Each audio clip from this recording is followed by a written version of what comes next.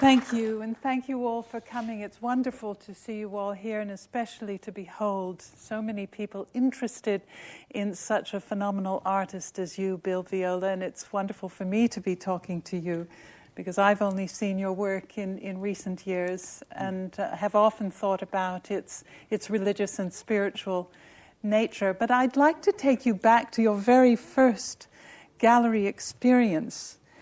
When, actually, did you first have a piece of your video art positioned in a gallery? And what was it like? Oh, dear. Well, it's interesting because I really started in video when video began. So one of the first exhibits I did was in my university, Syracuse University. And I set up a series of video cameras, about 5 of them, and I got 5 television monitors, the old kind, the cathode ray tube kind. And I went to each of these monitors, positioned all around me, and I attached a rope, a piece of cord, and I brought them all back to what the camera was actually looking at, what part of the room the camera was looking at. When I finished, I had this crazy kind of conglomeration of all of these thin ropes going all around the room, each representing a line of sight, because I guess I was interested in video at that time as sort of the all-seeing eye, that you could place it anywhere and it will create a path of vision to whatever it is you're looking at. So that was one of the very first things I did. Gosh, the all-seeing eye sounds a bit like, Brave New World. That was a very spooky kind of idea, and yet you turned it into something that was obviously less spooky and more contemplative. Well, I guess I was just in the early days, I was trying to figure out what this medium was and what it was capable of doing. So I was really trying to set up these very, almost like scientific experiments to see exactly what would happen if I did such and such. And a lot of it dealt with, of course, self-reflection, because this medium is more incredible and intense than even Narcissus. It has a way of reflecting ourselves to the world. That's what's going on right now when you sit at your computer screens and you project yourself out into the world, whether it's through Twitter or Facebook or whatever, that you're actually making vestiges of the self and you're sending it out into the world. That's what the medium is designed to do. I mean, in Latin, television means seeing far. And so that medium was liberating for us because as artists, you always felt trapped by the gallery system because they were the gatekeepers. They were the ones that could decide whether you could get the show or not. And suddenly, very much like what's going on with the internet today, we had the ability to work with television. And my pieces that I did as a young artist, both in school and out of school, were put on public television in America. And I probably had more people seeing my work when I was in my 20s, seeing my work on television than in museums.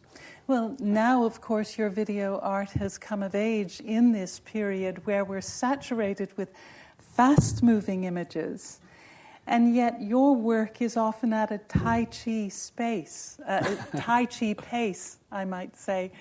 What are you telling us about how we should be spending our time here on Earth? Well, I'm trying to give us more time. When you slow things down, what happens is you actually open the mind. And maybe that's not quite the right description. It's not like opening the mind. You actually allow the mind to reach a conscious state. In other words, so many things are coming at us really, really fast, and I don't just mean media. I mean in general. Walking out in the street in front of this building here, you got so many things going on, you can't possibly absorb it all and analyze it all.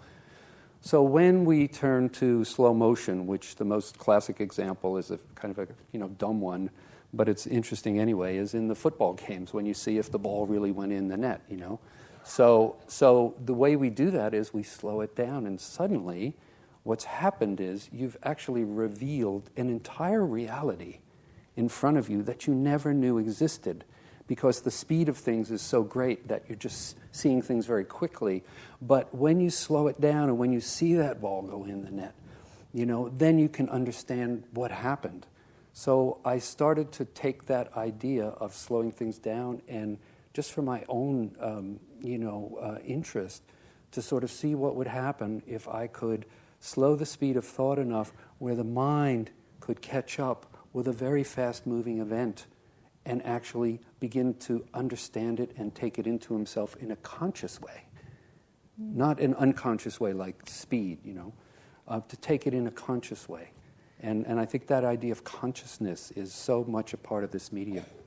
Well, the image that we're now seeing up on the screen is Memoria, a beautiful, slow, quiet, black and white, almost ghostly image of a face. I must say it makes me think of the Shroud of Turin, the ghostly face that is coming out from behind that shroud. What was your idea behind this piece?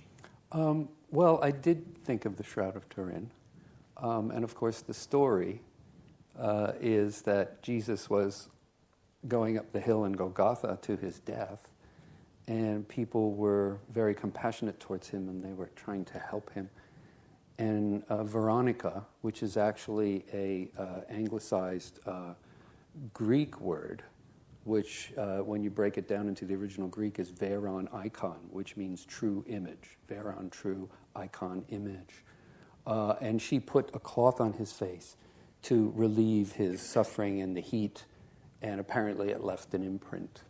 And of course, I don't take mythic events literally, so this may have happened, it may not have happened. I don't really care.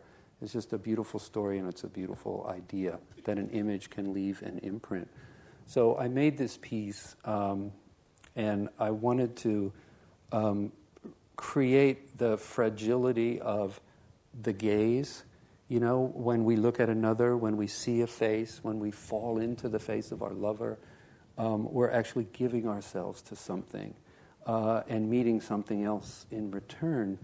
And I think I wanted that face in this case to be not the line of sight of the eye in this moment like what we're doing right now, but I wanted it to be a memory, a living memory. So this is an image of a memory of seeing someone's face, which keeps going in and out of focus.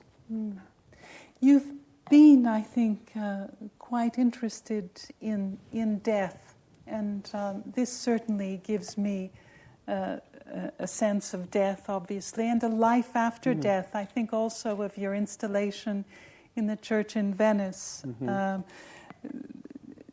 the Ocean Without a Shore, in which the dead come back to life. Tell me what your interest in death is. When it started, what prompted it? I guess it started when I fell in the lake when I was 6 years old on holiday in upstate New York. And I was on a raft out in the lake, and I went to jump in with my little inner tube, and I didn't hold on. I went right to the bottom. And I probably saw the most beautiful thing I've ever seen in my life. I mean, I can still see it now. It was a blue-green, gorgeous world. There were these plants moving. I saw a fish for the first time. My eyes were wide open. I thought I had fallen into heaven or some kind of paradise. I didn't want to leave. I just thought, oh, okay, now I guess I'm going to stay here. And my uncle dove down and grabbed me, and it was incredibly disturbing for me and almost rude. I wanted to stay there, and he pulled me out, and then I cried, and my parents got all freaked out, and and I'm still around, which I'm glad I didn't stay down there. But I think for me as a little kid then, and I can't, you're not analyzing things, intellectually in any way. I mean, it's an experience. And I guess I felt that I had seen and touched something that I didn't know existed. And since that time, I actually have tremendous faith in what the saints and mystics call the invisible world. That in fact, most of the world at this very moment, in fact, is invisible to us. It's happening in another way, in another place. And the eye, yeah, there you go. That was not invisible. But you go into a place and there is so much, like even right at this moment, there's so much energy and things flying around that the visual world, which we seem to be dominated by in today's media environment especially, is actually only really the first layer of something that's actually very, very deep and profound. And that came, I think, in part from that experience and also then from my later readings and just being drawn to these other kinds of ways of thinking about the world. Well, certainly the Western tradition, and particularly in its painting tradition, has visualized death and paradise as a beautiful place. But you have followed a Buddhist path in your life. And I wonder how your Buddhist experience has influenced the way you see death or think about it. Well, and I think in a lot of ways. And when Kira and I were in Japan, where I had I was on a cultural exchange program in 1980-81, and that was an extraordinary experience for us, just to be in another culture, especially one as rich as Japan, because the thing I really love about Japan is Japan never experienced the Renaissance. They went directly from the Middle Ages right into the modern world when Commodore Perry came with his gunships and in the great American way so rudely opened up Japan to foreign goods and things and connected it with the rest of the world. But they had been, for 250 years, they'd been completely isolated, and they were living the medieval world. There were guys walking around with samurai swords in the cities and stuff, and so it was really a very special thing when you take out one of the major components of certainly Western culture, this kind of idea of progress and things, and you just suddenly go from the Middle Ages to right to the modern world. And so that really attracted us, I think, and taught me a lot about the nature of time and the nature of experience. And I think that simple thing, you just feel like, again, it's my sensitivity to surfaces. I would walk around in the middle of Tokyo, one of the most, contemporary, places on the planet. I mean, the architecture, everything is extraordinary. Bullet trains and everything. And right under the surface, you just get the feeling that there's something else. There's another deep, deep layer there.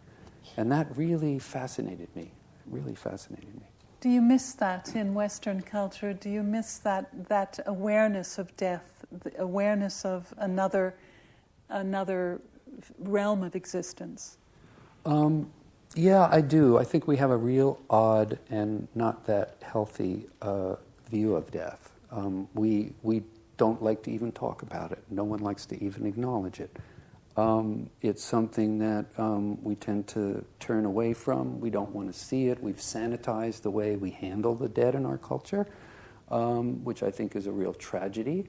I had the privilege to be with both my mother and father when they left their bodies. It was a profound and extraordinary moment.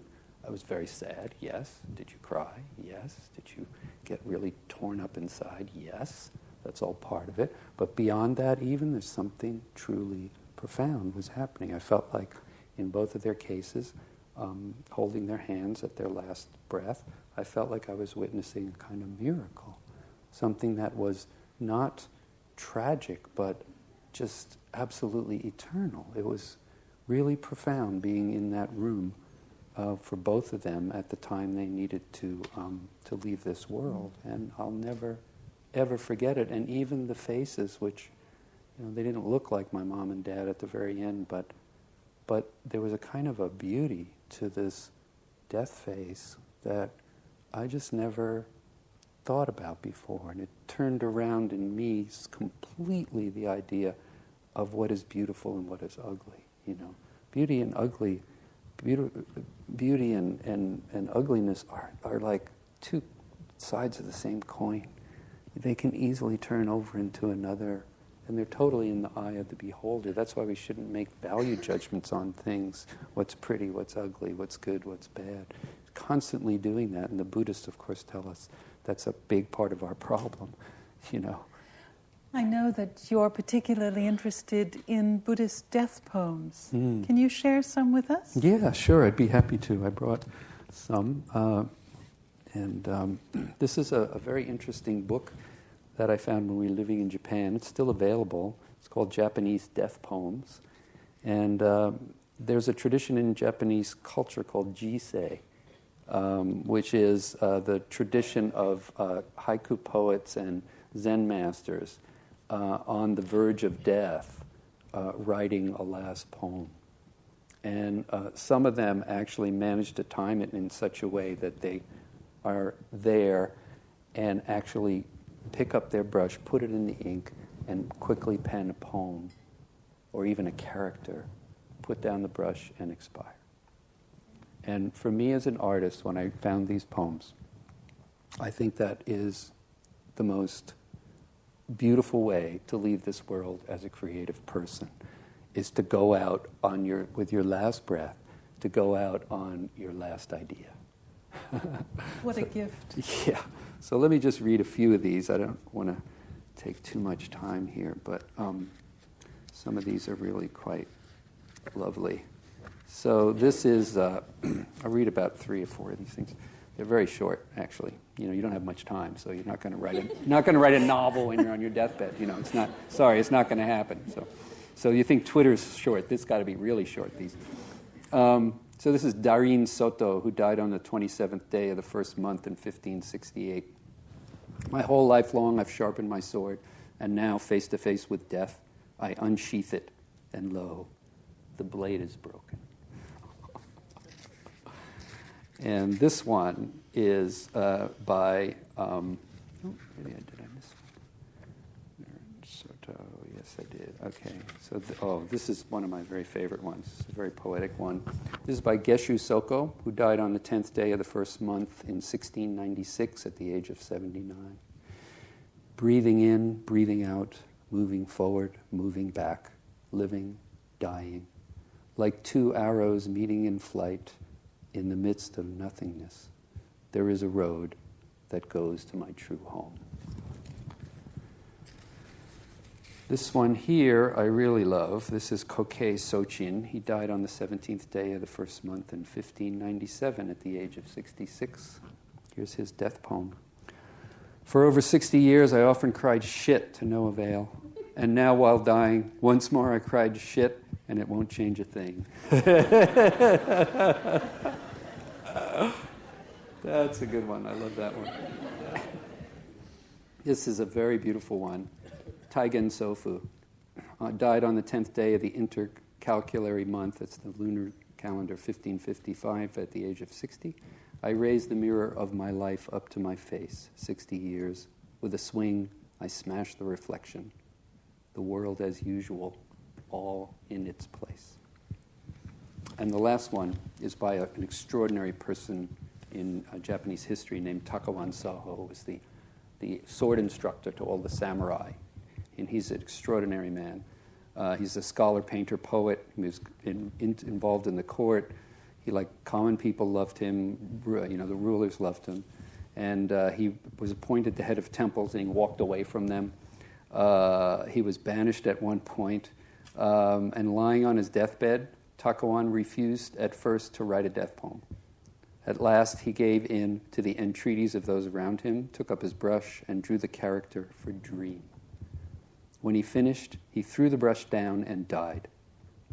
Takawan had requested beforehand that his body be burned on a mountain and that no burial service be held and that no tombstone be put up for him. So he just left this one beautiful character, which means dream. I thought that was really lovely. Bill, those poems about death make me think of the image that is being screened right now behind us, and that is Passage into Night. Mm-hmm. And I wonder whether these poems have inspired you, have the texts that you have read, either in Buddhism or in Christian mysticism, actually been almost your working plan at times when you create a work? Do they consciously inspire you? I would say not. I would say And that's a tricky thing for artists. We have to be always very careful. Influences are both a blessing and a curse. And obviously, in this culture, which values money the way it does, there's always the issue of plagiarism and so on. And I don't really buy that a lot. I think when someone might hear something when they're young and then repeat it when they get older, I think that's how the world works. It's always passed on knowledge. So that's kind of unfortunate. But no, these things don't come into me at the moment I'm actually in that special place where, in a way, you really, to do anything, I think, creative, there's a certain point that you reach where you just have to lose yourself. If you have your conscious mind going, when you're going to make any kind of work that comes from deep within yourself, which is where we all have to go to really move the world forward. If you do that at that point, then your ego, your self-consciousness gets in the way. And you can sort of see it in a lot of artworks very often. You can see something just gets filled up with someone's intention, whatever it is. If they're thinking in their studio, they think, oh, I'm going to make the best piece in the world. I'm going to blow people's minds. Whatever they have in their head. If you have those thoughts in you at that very precious moment when you're alone in your studio, which is where we are, a lot of contemporary art happens with one person in a room somewhere. If you have that little head voice, jabbering away about how great it's going to be or whatever, you're lost. So is the Buddhist ideal of annihilating the self a very important part of your work practice, to transcend the material world, to show us something beyond? Yeah, I think in terms of our experience with our Zen teacher in Japan and so on, the first time I met him, I was trying to... his name is Dayan Tanaka. He's an extraordinary man. He's about 5'2", big round face, bright, bright eyes. We met him when he was about 70 years old. He passed away in, I think it must have been 2003 now. And I was showing him some of my work, and he was a painter also. So I'm kind of showing him some of the things I did, and I was kind of explaining it in a kind of a, Western sort of explanatory kind of way, literal way. And he couldn't stand it anymore, I guess, because I was there, and I said, okay, now, and I did this thing, and all of a sudden he looks at me and he goes, whack, and hits me right on the forehead. And I'm like, what did I do? And then he goes, no thinking. No thinking. That was like the best thing anybody told me. Because when you go to art school, what they do is they fill you with all this stuff, and you're learning all these theories and all this kind of stuff. And, the thing that you're learning all the stuff for is to forget it.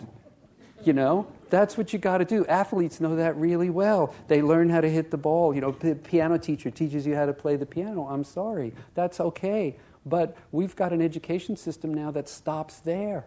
That's absolutely crazy.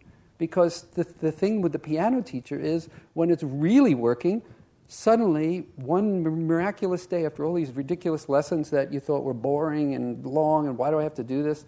One day, if you keep going at it, you find that your eyes close and your hands just do something by themselves without you moving them, and you make this thing called music. And where did that come from? I don't know. Was it all the teacher told you? Yeah, but there was something else in there. And you just... It's like a leap of faith. It's like the greatest artists in the world, in all cultures, at all times in history, have come to the precipice and taken that last step and fallen forward. It's the fall, or we could call it the leap of faith, where are there rocks under the surface down there? Doesn't matter. You're going to just go anyway. And you see that in Raphael, you see that in all the artists, some of them, Titian. They get to a point and they just let go. And it's not about their technique and all this other stuff. It's just about getting to the other side, however you do it.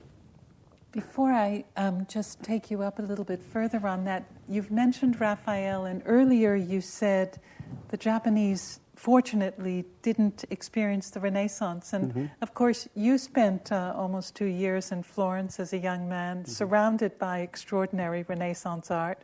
What was your reaction to it then? It was a bitter pill. Because I was young, I was just out of art school. I graduated from art school in 1973. And I stayed in university so I could work in the video studio they had. That was one of the only video studios with the latest technology in any university in the New York area, actually. And I was really lucky to be like a technician at the studio. That's how I made a little bit of money so I could maintain the studio and do that kind of work and then do my own work at night. So I really just, I was really lucky. And after about a year of that, this woman in Italy had heard about me from some other artists because I was helping other artists. I was very good with technical things. I was young. And some of the older artists who were a whole generation above me needed a kind of an assistant to work with. And I worked with Nam June Paik for the first time, who was really the godfather of video art. He was one of the first people to really use this medium. 1966 he started. So I had this really great experience with them. And then this woman in Italy who was trying to create a studio in Italy for electronic images contacted me and invited me over, and I just went. And I'd never been to Florence. I'd studied it in art history, and I was bored to tears because it was old, and it was ancient, and I wanted all the new stuff. And so I had to go and look at these things. And something in my brain was odd, forced me. I had the weirdest feeling was in the Duomo in Florence, the big cathedral, and looking at Giotto's paintings, and they go up, like 30 feet up. So it's not the neat thing you see in your art history books. You're seeing these things at weird oblique angles, and there's some little kid crying over there, and there's some old lady praying over there, and you have smell of incense, and there's candles. It's a whole other reality. And I was like, just young, and I guess it kind of just seeped into me somehow. And I recognized that this was really profound. I mean, it's public art on the highest level by some of the great artists ever in history. And I just really felt there was something more to it than I had realized. And my mind I had a battle in these museums and churches and it was the weirdest thing. Half of me was saying, Bill, get out. This is really boring. You don't like it. Leave. And my legs and my body were saying, no, Bill, stay. You have to. And something in me forced me to stay, and I couldn't leave. And that thing eventually, I think even about 20 years later, it all sort of finally came together. Because certainly many people have seen allusions to the Renaissance in your work, and you have even crafted work that clearly is an echo of Renaissance art, such as the greeting. Sure. Yeah, I think that period in history was pretty amazing. I mean, you have to realize, in terms of what's going on right now at this moment, and all you young people out there, you are in the most absolutely incredible place right now. And don't let anybody ever tell you that you are not. You know more than the guys who are in charge. Okay? We're in a situation right now where the big trees in the forest, the big guys, are falling. We're in a major crisis. We're in an ecological crisis. We're in an economic crisis. We're in a spiritual crisis. We're in a religious crisis. We're in crisis right now. And when the big trees in the forest fall, guess what? All the little shoots at the bottom that could never grow because they crowded out the light are now receiving the light. And everything we were taught is now turning over and is turning into needs a new way, a new model, a new way to think about doing things. So this is really, really an extraordinary time. I heard the Dalai Lama on the radio not too long ago talking about that too. He was also talking to a group of young people, and he said, this what's happening right now in history, which seems to be a kind of a collapse of all the things we know, and there's crises left and right to us. He said that the world does not meet those junctures that often. We're talking hundreds of years, that every once in a while this perfect storm gathers. and it allows for new ways of thinking and new ways of being. So Bill, do you think that crisis and suffering is actually a necessary part of creation and creativity? I know that you've been interested in St. John of the Cross, a man who rendered into poetry the dark night of the soul. How important was that work for you? Oh, St. John of the Cross's work? That was a transformative experience for me. And it was another example of this kind of thing where your mind is telling you one thing, your intellect is telling you one thing, and your heart's telling another.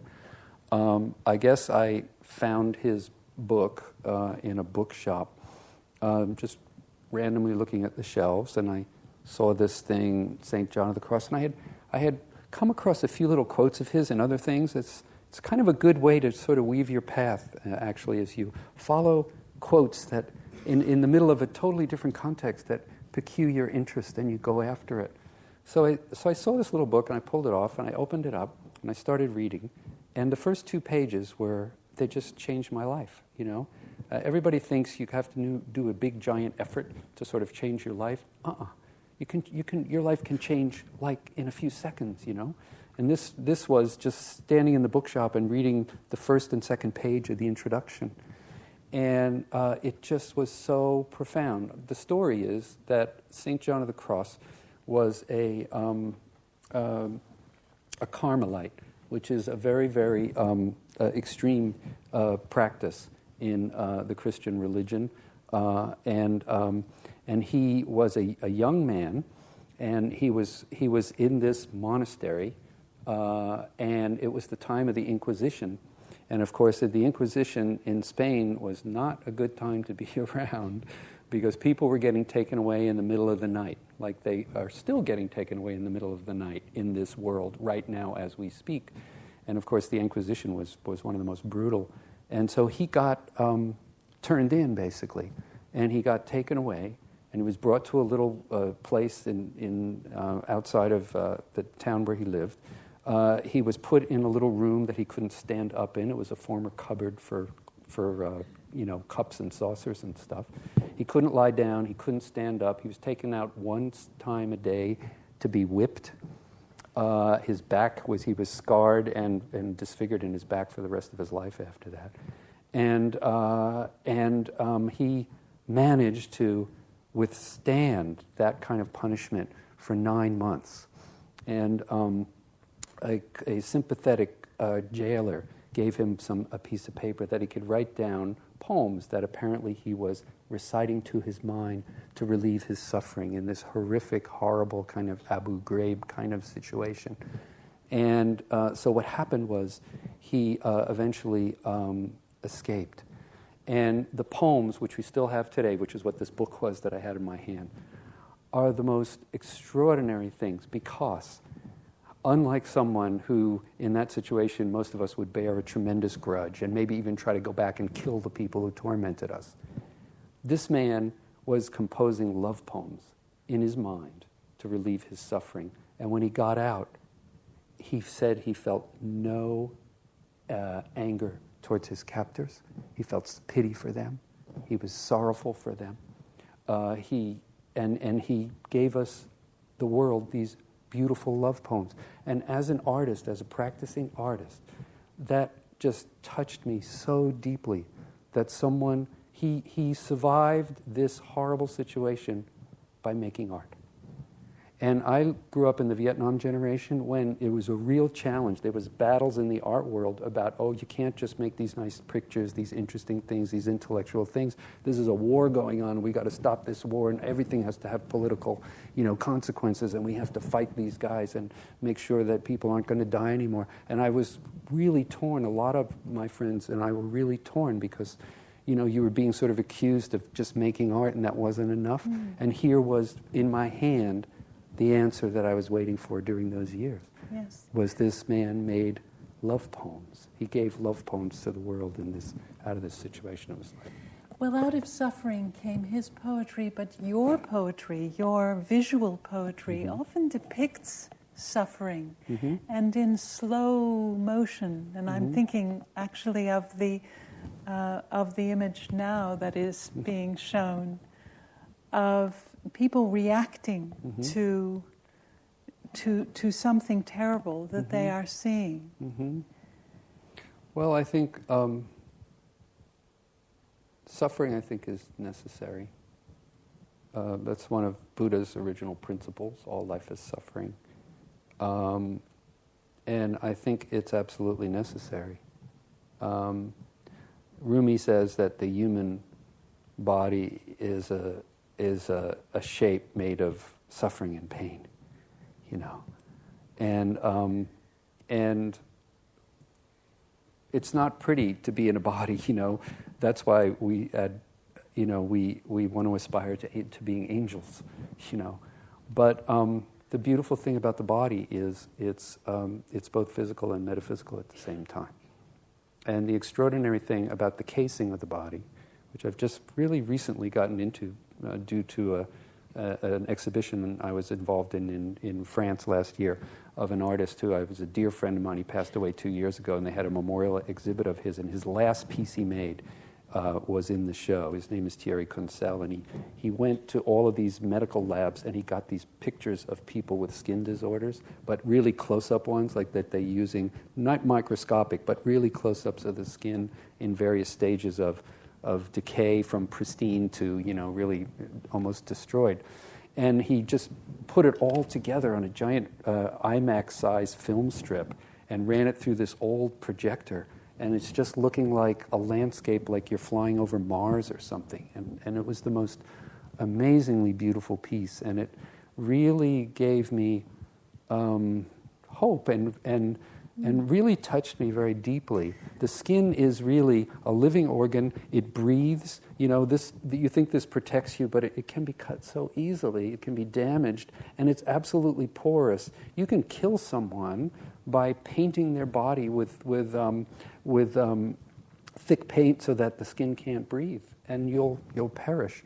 So it is not just a barrier, which we like to think of. It's actually this porous membrane that exists over our whole body, and it lets in light.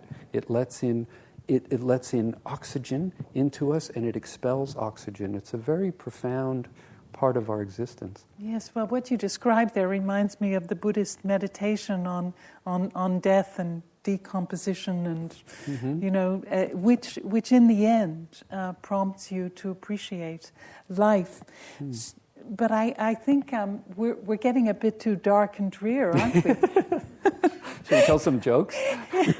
Well, if I can just say, one of the things that is so redemptive about your work is that we do see nature, fire and water, the power of water in particular, but we also see humans in nature. You never show, or at least I haven't seen your work depicting just nature.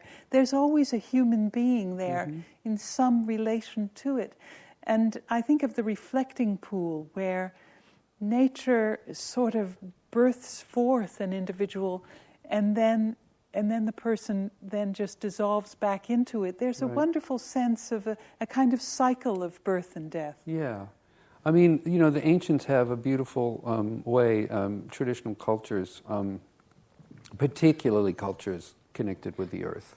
I mean, and of course in this country you have the preeminent people who know about the earth, which are, of course, the Aboriginals. And all of these earth cultures, the ones connected to the land, to the dirt, to the roots underground that we can't see, they have a very, very profound way of thinking about existence and thinking about eternity.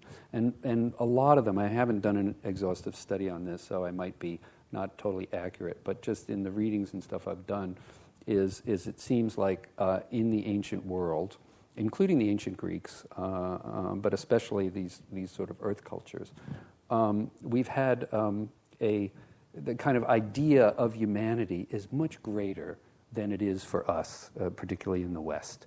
I mean, because we're very concerned about our own existence, and of course our family's existence, protecting our family, but we're very concerned about this finite time that we're here on Earth.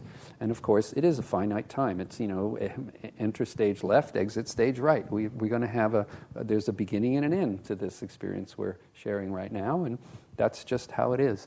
But what these earth cultures do is they expand the view. It's like turning the binoculars the other way around, and all of a sudden they're wide-angle view. And that wide-angle view tells us that there are 3 reservoirs of humanity. One of them is the unborn. Another one is the living. And the third one is the dead. Out of those 3, 2 are eternal, which is the unborn and the dead. And one, only one, is finite, and that's us. So the entire experience of what we call the human condition is actually based on and empowered by the fact that we are finite.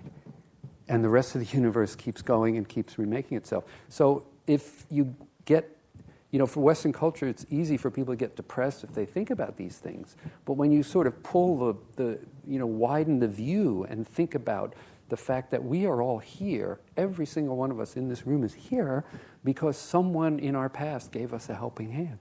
Someone not only brought us into the world, but taught us how to pick up the cup so when you raise it to your mouth, you don't dribble it all down your shirt, which little kids tend to do. And now we don't do that because we're adults. And we have this kind of continuity in our lives that connects us with the DNA of our ancestors. I mean, you have bodily materials, mitochondria in your cells, DNA that was passed on in an unbroken chain. And if you want to know what eternal life is, there you go. You don't even have to look at the Bible. It's right there. We're living eternal life. It's just that it's not going to include the I that we think of as the primary dominant part of our self. It's the eternal self. And our actions do matter. That's another thing that's very hard to understand, but it's your actions that matter. You leave things behind, and that will, make things grow. Titus Burckhardt, the great religious scholar who wrote about Islam and Buddhism and Christianity in the most amazing ways. He said, the only true meaning of eternity, the only true meaning of happiness is to have the knowledge that everything one does has a meaning in eternity. And I thought, that's so fantastic. Eternity, it's extraordinary. Did you ever imagine that as a young man, your work would be situated in churches and be conveying messages that perhaps the churches have forgotten how to convey in a powerful and meaningful way? Here you are with your work, Fire Woman, Tristan's Ascension, and other works situated in churches. Are you consciously, in a sense, the artist as mystic? No, I wouldn't say that. But being an artist has its advantages, and one of the advantages is that you're always going to have a job because every generation needs new images.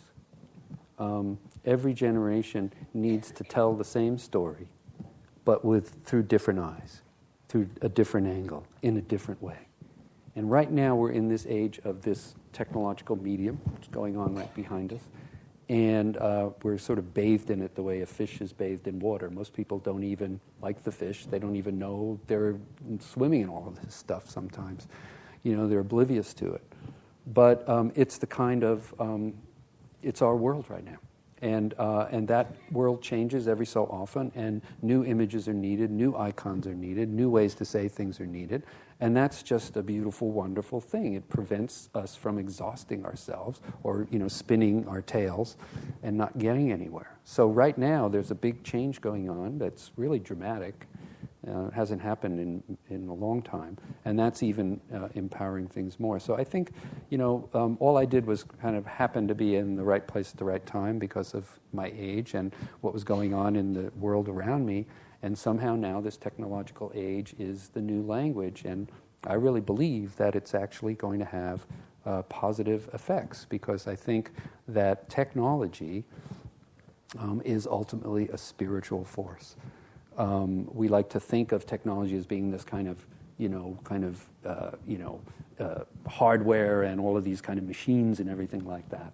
But when you really look at what we do, I mean, it's really a part of our inner beings not just some physical hardware that we're using.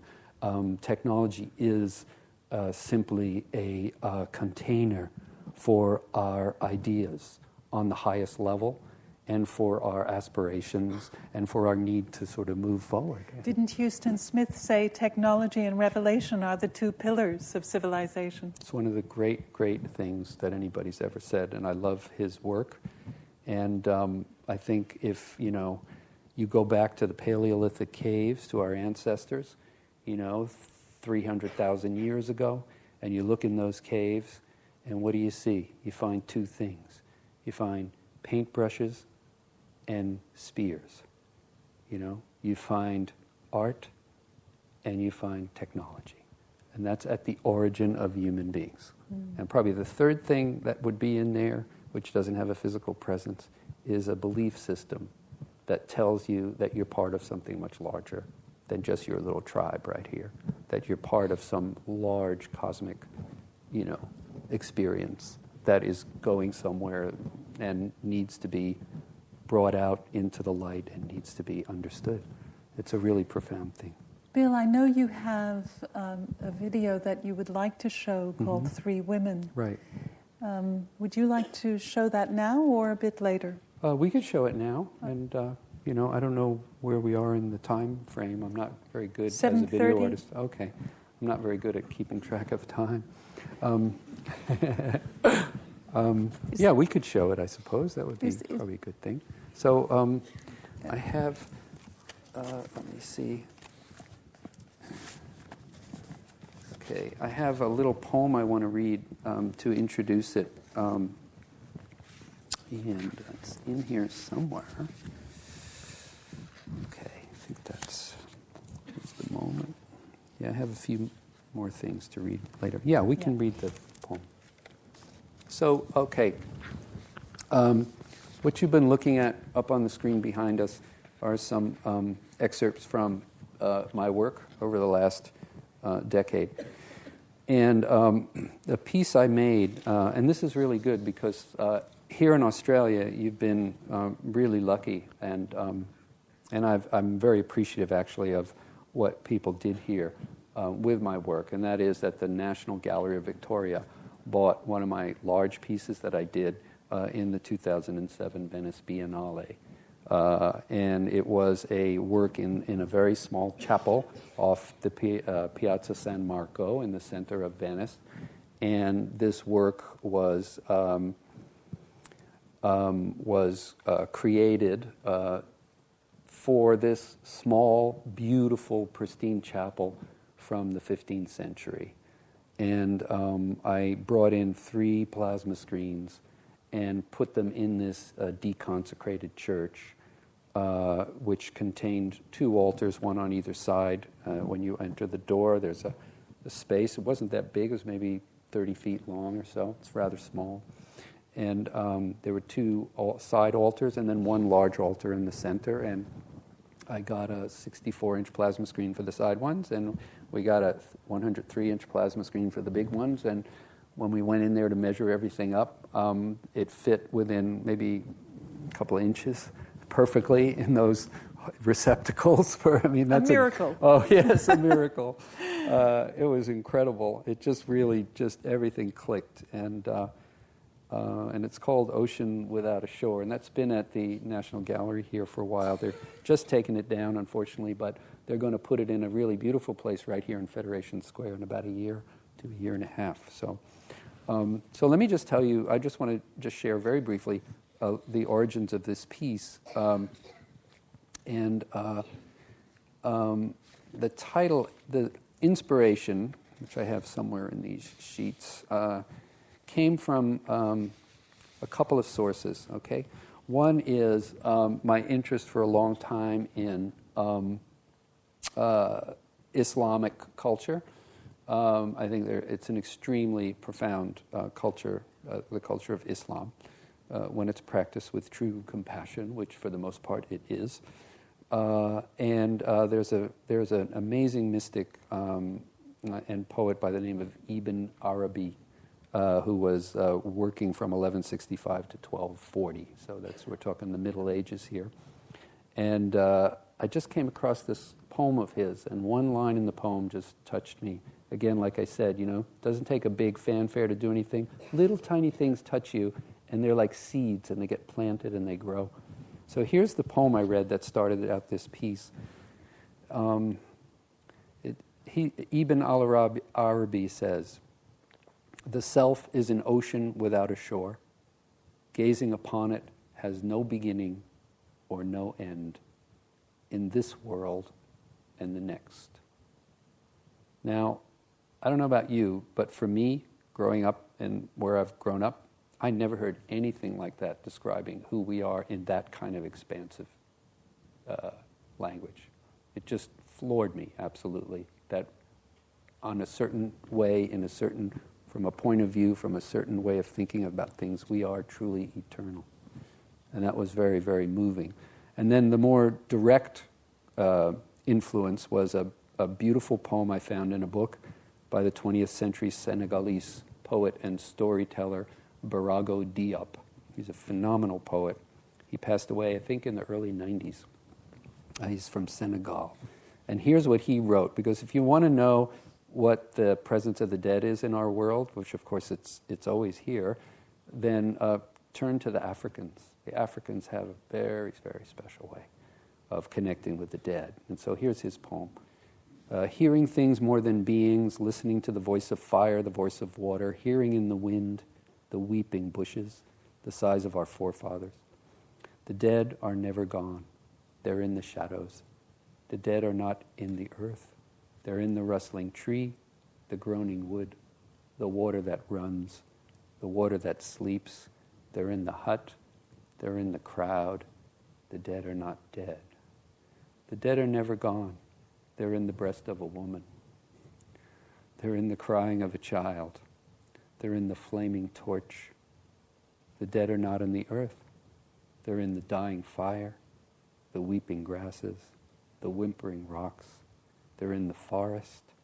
They're in the house. The dead are not dead. So let me show you an excerpt. We're going to, for the sake of time today, I've cut off a kind of a beginning part of this piece where these three women are standing together, and we're going to just pick it up at the place when, after a while, standing sort of in the shadows, they're starting to move towards us.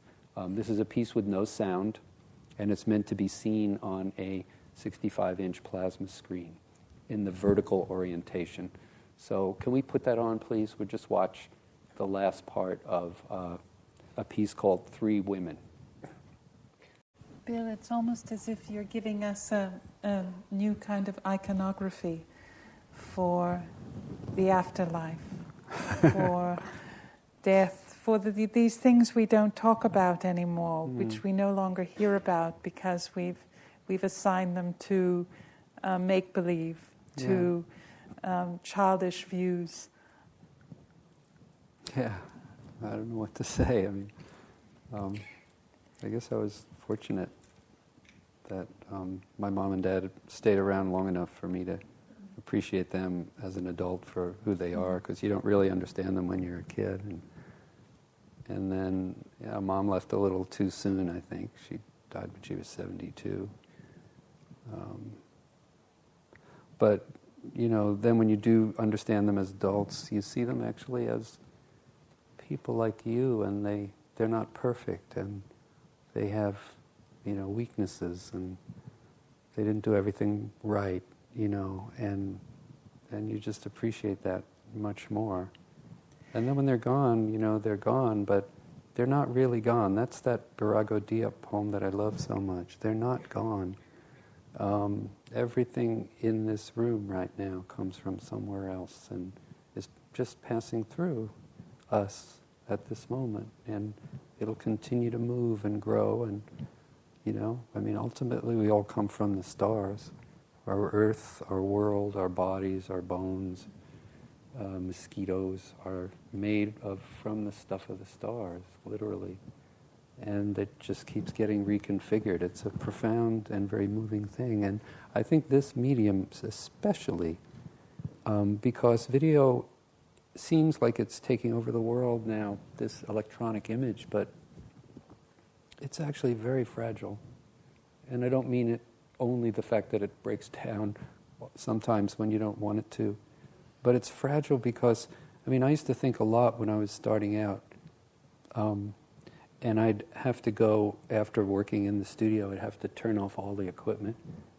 And I'd go to all the screens and push the little red button and turn them off. And you see the image be there. You push the button and it just goes. And if you touch the screen, it's warm. And then come back 5 minutes later and touch the screen and it's cold. So that every time you turn this stuff on, every time you turn it off, every time you turn your iPhone on, every time you turn it off, there's a tiny death and a tiny birth in everything we do. So this medium, unlike stone sculpture and painting, this medium has already in it the human condition of fragility, of temporality, of a temporary existence that's going to go away. And I think that's really very, very special, and I think we all feel that in ourselves. Well, postmodernism is something I didn't really get very involved with. I kind of like what Proust said about it, even though he wasn't around when postmodernism existed. He said a work of art that contains a theory is like an article of clothing on which the price tag has been left. And really, I mean, the interesting thing about postmodernism, it does come from something. Everything comes from something, and I might be oversimplifying this for those of you who are postmodern fans, but you know, it's based on a kind of sort of police interrogation kind of model, whereby the crime has already occurred, it exists, and you've got to work your way backwards into it to figure out what happened. And that's pretty interesting. You can get a lot of really interesting stuff out of that. But I guess I always felt as an artist, and maybe it was the generation I grew up in, I don't know, I don't really care. But I always felt that an artist was someone who had to go to the edge and then keep going and go into some unknown space and then let the art historians and the curators and stuff figure it out, you know. And which is a bit like love, jumping off the edge into an unknown space. Totally.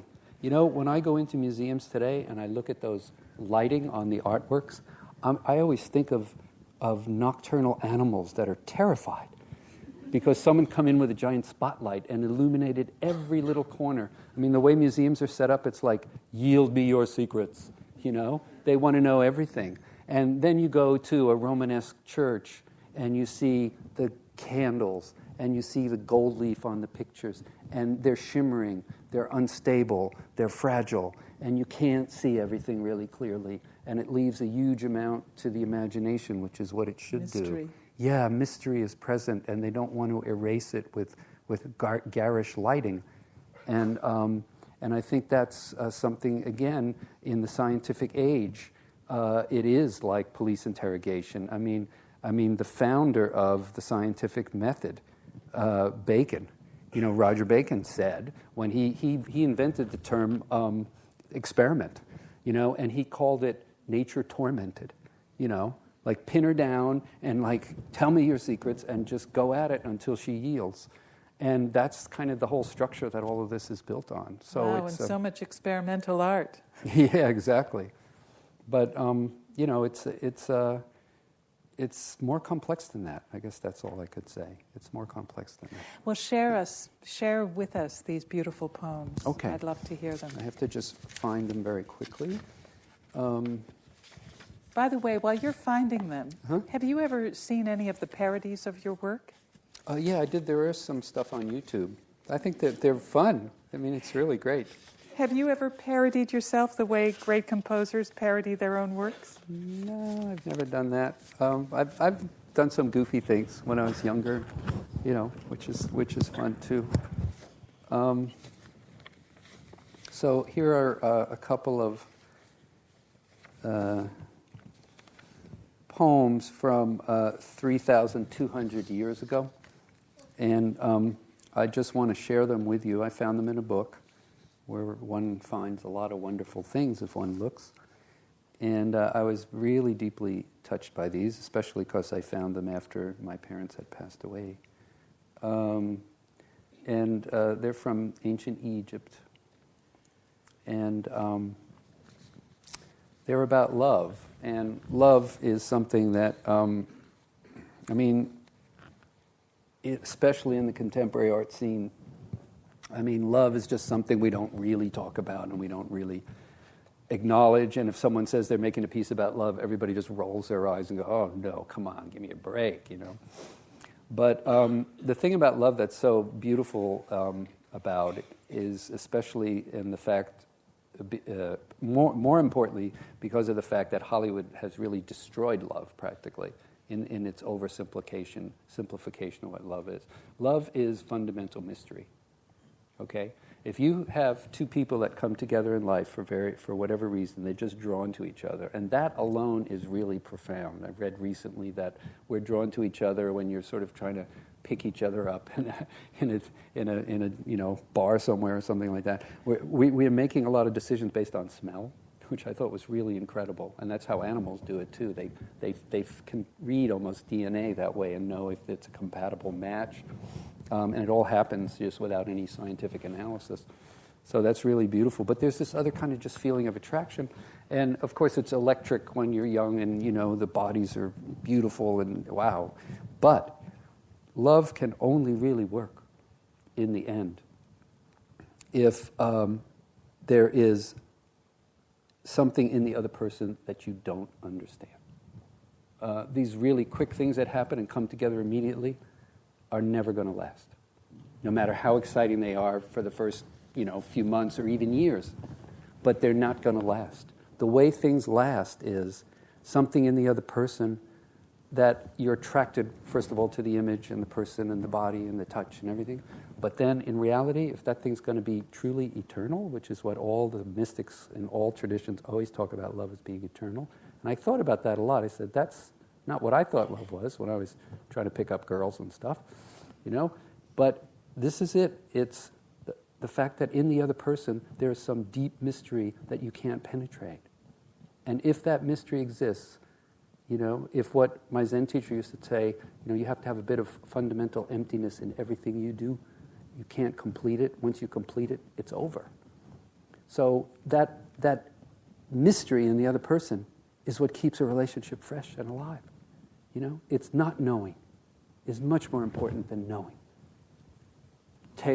Yield me your secrets, like I just said a moment ago, No, don't yield your secrets. That little nocturnal animal, if you shine a light in there, he's going to just close his eyes and run away. You're not going to know what it is. So that's a really beautiful thing. So let me read you these poems. So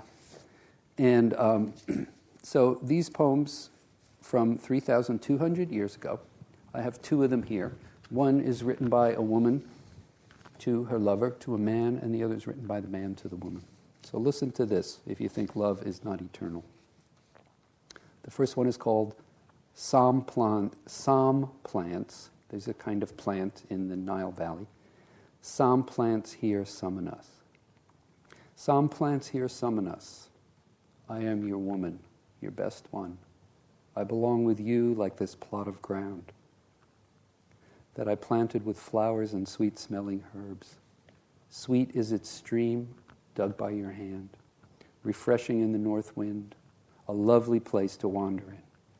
Your hand in my hand, my body throbs, my heart exults at our walking together. Hearing your voice is like pomegranate wine. I live by hearing it.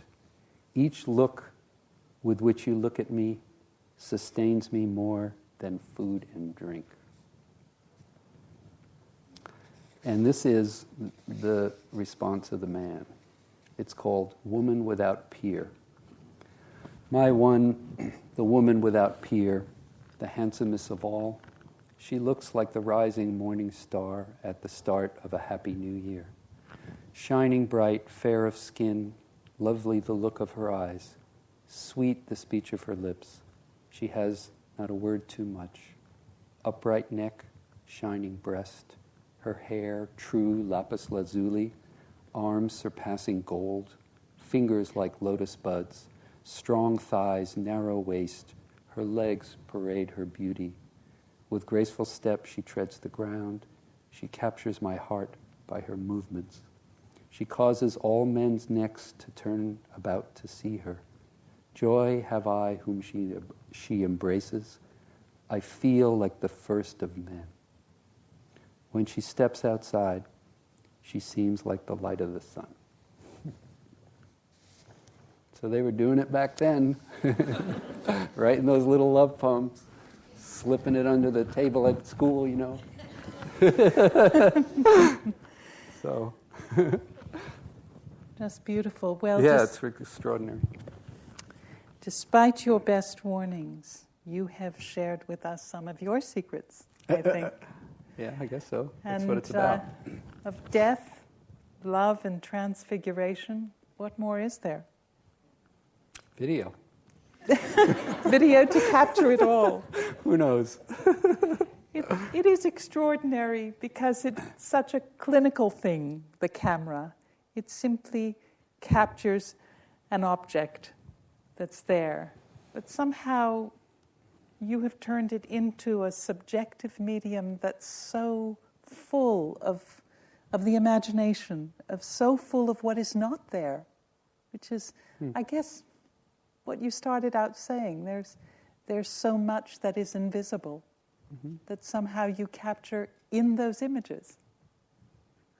Well, the camera, for me, is simply a way to get outside of ourselves. And that was the very first thing in high school, before I went to college, university. They brought in this very early video camera in 1969. They brought it into our art class, which was interesting. I could have been in, geography at that time. They would have brought it in there, but I happened to be in the art class when they brought it in. First time I ever saw it, this blue glow on this little tiny screen. Probably remember what those black and white TVs look like, some of you. And and they pointed the camera at us, the students, and we saw ourselves. And we saw ourselves really in a different way than you see yourself in the bathroom mirror, because the bathroom mirror is an inverted reflection and the video image is not. So you see yourself as you really are to other people. And everybody laughed and they made fun of it and stuff like that. And I thought this was, just even then at a young age, I thought it was really profound. And I just knew somehow that that glowing blue image, really grainy, black and white, was going to take me somewhere. I just felt that was the future. It was like they brought the future into the class and you saw it, you saw the path going ahead and just never stopped from it. And it's all about self-knowledge. I mean, that's the highest dimension. I mean, when you go to the Temple of Delphi, and when you went in the ancient world to see the shaman, the female shaman who lived in the temple at Delphi, it was a very, very arduous and very dangerous journey over rugged terrain. Not like it is today. You can drive up there, but you had to really, really go to extremes to get there. And you went with a question. You had one question for the oracle. And because really, in reality, those of you that do creative work in any kind of field or endeavor, you have to always really understand that the question is a lot more important than the answer. The question is life-giving. The answer is, it's over. Oh, okay, that's it. Move on. But the question, it will keep you alive for your whole life. So you come up to this oracle after this arduous journey, and the first thing you see is a door, and this is Greece, so blinding light, midday light, blinding in Greece. And they didn't have sunglasses or anything. So you come up to the door, and there's this black door. It's open. The door is open, but you can't see in it. That's a great lesson in life. Remember that lesson. You're going to approach many open doors, and somehow you're not going to be able to see anything inside. So that's when you know you're onto something really interesting. Above the door is written one inscription, and it says simply, it's the Temple of Apollo, and it says over the door, know yourself. Because in the ancient world, self-knowledge was the most important thing to have. All of your training, all of your schooling, all of the stuff that we do now we think of as education, in the ancient world was all about self-knowledge, which is the most deepest knowledge one could have. So you go in that door, and inside you know there's a female shaman that's been waiting for you for 3 days, meditating, fasting, taking sort of hallucinogenic herbs and stuff to prepare your question, to prepare to receive your question. And you can't see her. Again, your eyes don't adjust to the dark, and you barely make out who's in there. You hear her, you smell the smells, and you ask her a question. And at a certain point after that, depending on how long and where she's at, she'll give you a riddle. And that's a riddle is a very special kind of answer. You know, in this world of multiple choice and stuff, we screwed up the whole idea of having a question and getting an answer, because it's instant. It's not instant. It's much better. So she gives you a riddle that some of these riddles that they give out would last a lifetime, and they keep being applicable to all these different situations. So she gives you this answer. You know, it's kind of like the Sphinx, the riddle of the Sphinx. She gives you this answer, and then you take it back with you, and then you got to go all the way back through the same arduous journey, and you're going to live with that riddle your whole life. Why? Because again, a riddle is not complete. It's a mystery.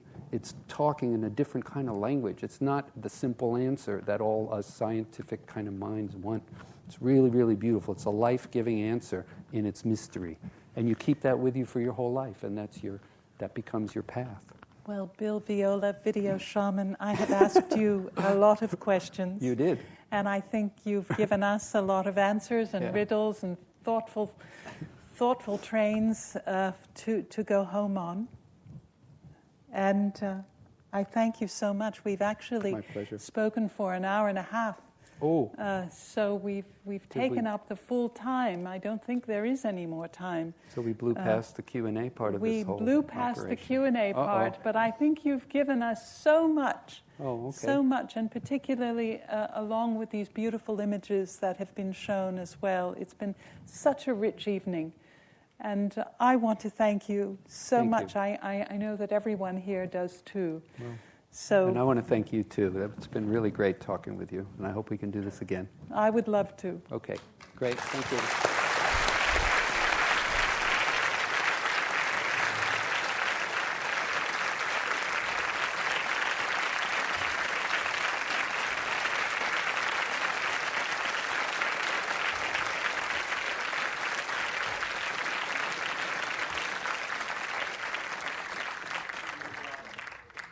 So go find some riddles.